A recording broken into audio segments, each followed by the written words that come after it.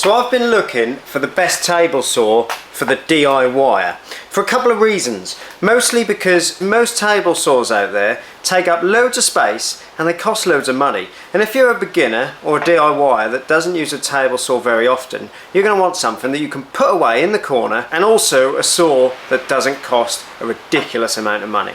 Well, I think I've found the answer. Stick around and I'll tell you why.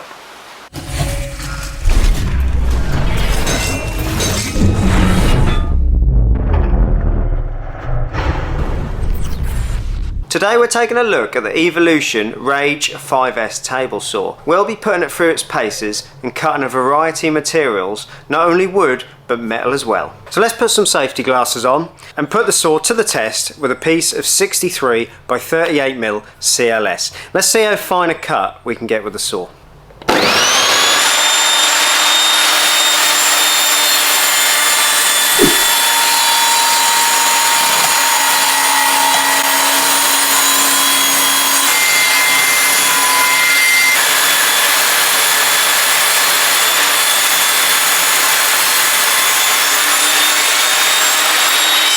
I've managed to take a cut from that piece of timber of around 1mm. You can see how thin that cut actually is. If the camera will focus, you can see there, that is a really clean cut.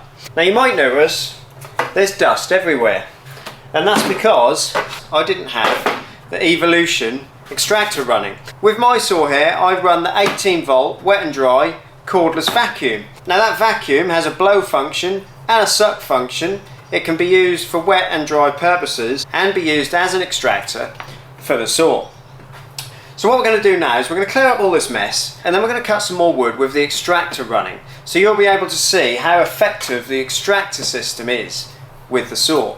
And I think you're going to be pretty impressed with this. So I've got a piece of 18mm ply.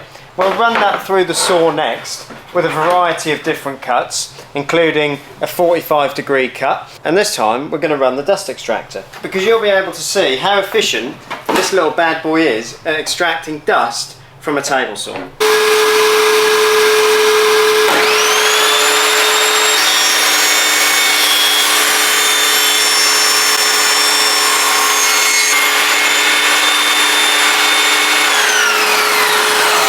So you'll notice we're not covered in dust this time. So I think what we'll do next is a 45-degree cut. To do that, we take the blade guard off, but the extractor will still work from the bottom port. So we'll still get some dust extraction. So let's adjust the blade angle now. Again, we undo the handle, push in the wheel and rotate the blade, lock the blade back in place, turn the dust extractor back on, glasses back on, and let's make a 45-degree cut.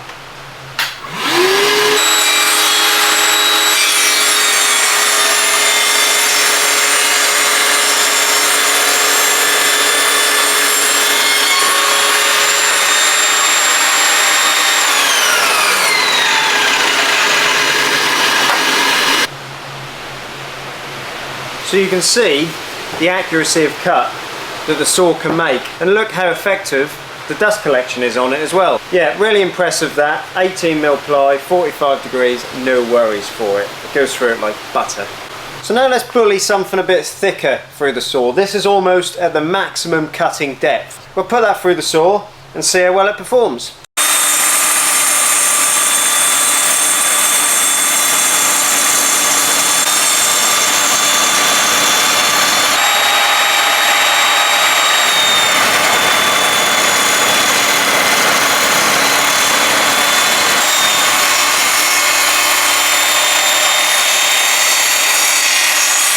Yeah, as expected, goes through that like butter as well and makes a really nice clean cut. So let's do a miter cut next and see how the saw performs with that. Before we do that, if you've got some value from the video, do hit the like button for me, because that really helps it reach and help more people out there on YouTube. And hit subscribe if you like DIY content, because there's loads more to come and you don't want to miss it. The next test we're going to do is a miter cut. We'll lock the miter gauge off at 45 degrees and make a 45-degree cut on a piece of ply.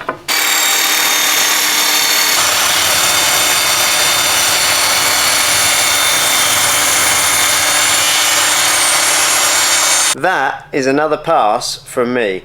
you can see there, mitre cuts come out really clean. So the final and most challenging test we're going to do today, we're going to cut a piece of metal now, and we need to change the blade for this one. So we'll now swap out the fine wood blade for the multi-material blade. So next up, we've got 2mm thick steel. So this really should be a test for it. Let's see how it does.